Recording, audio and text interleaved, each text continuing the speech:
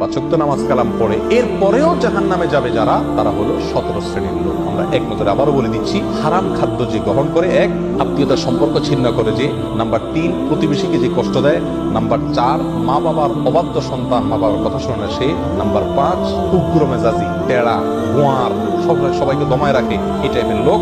Number 6 অধীনস্থদেরকে, প্রজাদেরকে, যে সমস্ত শাসকেরা, যে সমস্ত রাজারা, যে সমস্ত রাষ্ট্রপ্রধানেরা, সরকার প্রধানেরা বা যে যে লেভেলে আছে, সে তার প্রজাদেরকে ধোঁকা দেয় যে।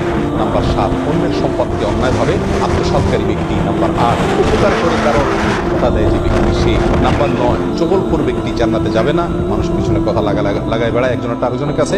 নাম্বার 10 অন্যকে নিজের পিতা হিসাবে, নিজের বাবাকে না বলে, পরিচয় না দিয়ে অন্যকে নিজের বাবা হিসাবে, পিতা হিসাবে পরিচয় দেয় যে ব্যক্তি, সে।